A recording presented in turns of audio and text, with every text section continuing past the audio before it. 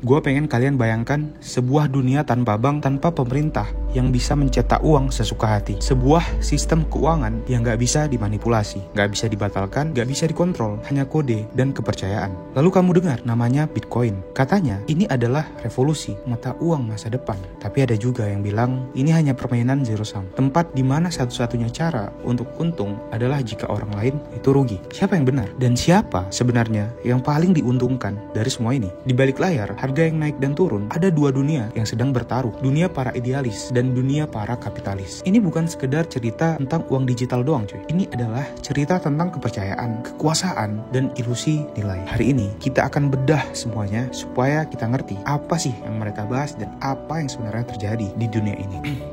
Bitcoin dibilang zero sum game itu kalau kolamnya nggak bertumbuh, Pak Haji.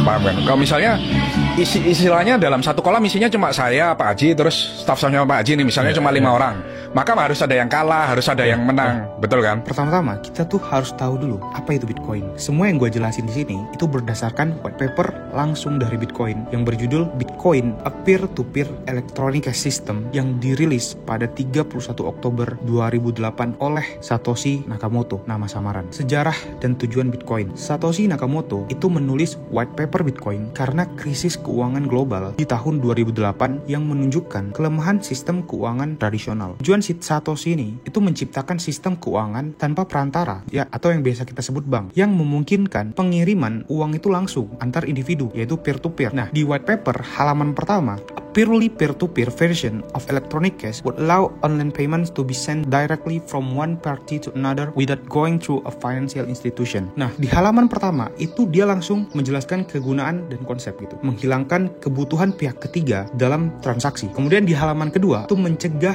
double spending tanpa bantuan pihak ketiga. Halaman ketiga itu solusi terhadap serangan pada jaringan melalui sistem proof of work gitu. Kemudian halaman 4-5 itu insentif kepada penambangnya, kepada minernya dalam bentuk Bitcoin yang baru. Kemudian halaman 6-8 itu penjelasan teknis cara transaksi disimpan di blockchain secara kronologis dan aman. Nah, sekarang kenapa harga Bitcoin itu naik? Dari perspektif kripto nih, yaitu kelangkaan atau scarcity. Jumlah maksimum Bitcoin itu hanya 21 juta koin. Hukum ekonomis, semakin langka semakin mahal. Kemudian ada yang namanya halving. Setiap 4 tahun itu reward penambang halving. Nah, setiap 4 tahun itu reward penambang dipotong separuh. Artinya, supply baru menurun, harga cenderung naik. Kemudian adopsi dan kepercayaan. Semakin banyak institusi dan individu yang mengakui Bitcoin sebagai store of value, makin berhargalah Bitcoin tersebut. Dan yang terakhir, naratif sebagai digital gold digunakan sebagai lindung nilai gitu, atau safe haven terhadap inflasi dan ketidakpastian ekonomi. Itu dari perspektif kripto. Sekarang kita coba bandingkan dengan perspektif financial expert atau menurut dunia keuangan tradisional. Bitcoin itu dianggap sebagai aset spekulatif, tidak menghasilkan arus kas seperti dividen atau bunga. Kemudian belum diakui secara luas sebagai alat tukar yang stabil. Kemudian dalam keuangan, nilai sebuah aset itu idealnya itu berasal dari produksi barang atau jasa, arus kas masa depan, penggunaan aktual di dunia nyata. Nah, Bitcoin itu belum memenuhi semua ini secara penuh gitu. Kalau menurut keuangan tradisional, kenapa harga Bitcoin naik gitu? Ya pasti permintaan pasar,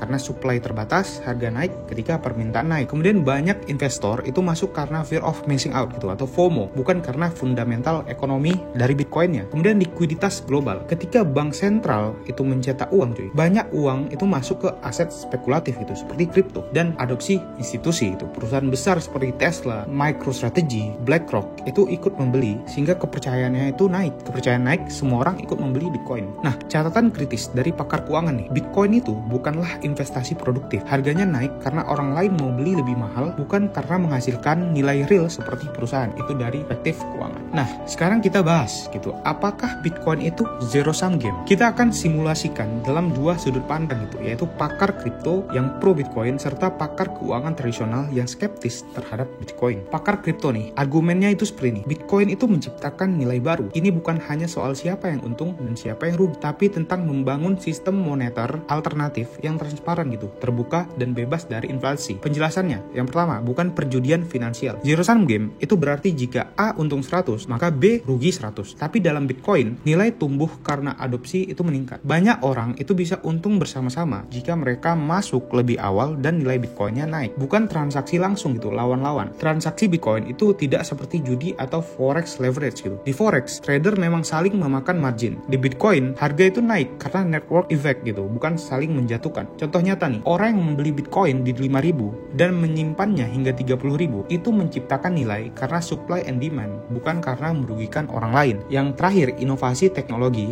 itu sama dengan zero sum. Itu berbanding terbalik dengan zero sum. Sama seperti internet cuy. Siapa saja yang membangun website di awal itu bisa untung besar, bukan karena merugikan orang lain, tapi karena nilai ekosistemnya itu tumbuh. Nah, sekarang kita bahas nih dari pakar keuangan. Bitcoin itu zero sum game, bahkan bisa negatif sum. Argumen utama, gak ada value creation nyata dalam Bitcoin. Satu-satunya cara seseorang untung besar adalah karena orang lain beli lebih mahal. Itu definisi zero sum. Penjelasannya itu gimana? Yang pertama, gak ada arus kas gitu, gak ada cash flow. Saham menciptakan nilai dari laba bersih, dividen, dan pertumbuhan bisnis. Bitcoin gak ada produksinya, gak ada produksi barang, gak ada produksi jasa, atau gak ada dividen yieldnya. Maka satu orang untung sama dengan orang lain rugi. Spekulasi murninya, jika kamu beli Bitcoin di 20 juta dan jual di 40 juta, kamu untung karena ada orang lain yang membeli lebih mahal. Transaksi dua arah yang saling mengorbankan gitu. Kemudian biaya tambahan gitu, seperti biaya trading, fee exchange, energy mining, menjadikan sistem ini bahkan negatif sum. Lebih banyak biaya daripada keuntungan bersih kolektifnya. Kutipan Warren Buffett nih, Bitcoin is a gambling token, it doesn't produce anything.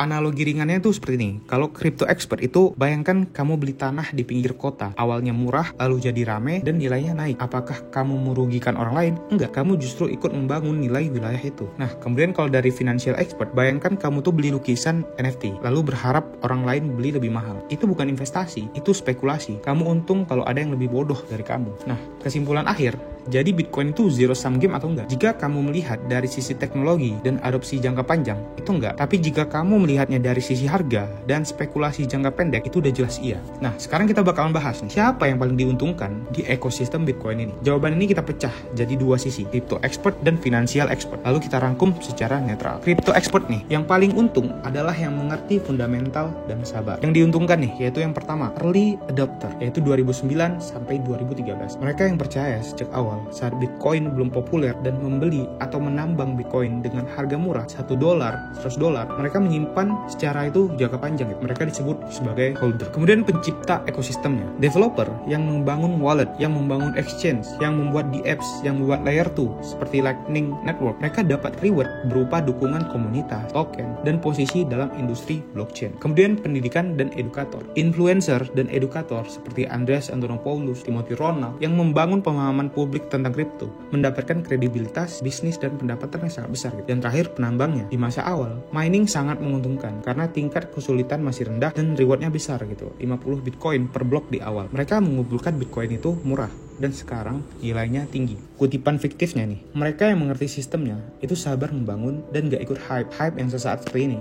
Itulah yang diuntungkan cuy. Financial expert yang paling untung siapa? Mereka yang jualan di ekosistemnya. Yang diuntungkan nih, exchange seperti Binance, Coinbase, Bybit. Mereka untung dari fee, gak peduli harga Bitcoin naik atau turun. Model bisnisnya seperti kasino gitu, bandar selalu untung. Kemudian influencer dan promotor, banyak yang dapat sponsor, afiliasi, bahkan manipulasi pasar gitu, pump and dump. Mereka jualan mimpi ke publik, lalu cuan dari followernya. Kemudian venture capital dan whale, masuk ke proyek kripto sebelum launching, beli harga murah, lalu jual saat retail itu FOMO. Ini sering terjadi di altcoin, tapi juga relevan ke Bitcoin karena narasinya besar. Kemudian hardware dan cloud mining company, jual alat mining, sewa server mining, atau jual token mining. Itu banyak awam yang rugi karena tergiur janji return yang tinggi. Nah, kalau kamu nggak tahu siapa yang dimanfaatkan, ya kemungkinan besar kamulah produknya. Nah, orang yang paling untung bukan yang paling cepat, tapi yang paling paham dan sabar. Tapi dalam sistem ini, yang selalu untung adalah yang menyediakan layanannya, bukan yang ikut spekulasi. Nah, gua harap dari sini kita paham gitu tentang yang namanya Bitcoin. Kita paham siapa yang paling diuntungkan di dalam Bitcoin ini, dan kita paham kenapa mereka bisa berdebat terhadap Bitcoin zero sum game. Terima kasih buat sudah nonton, and see you on top. Bye bye.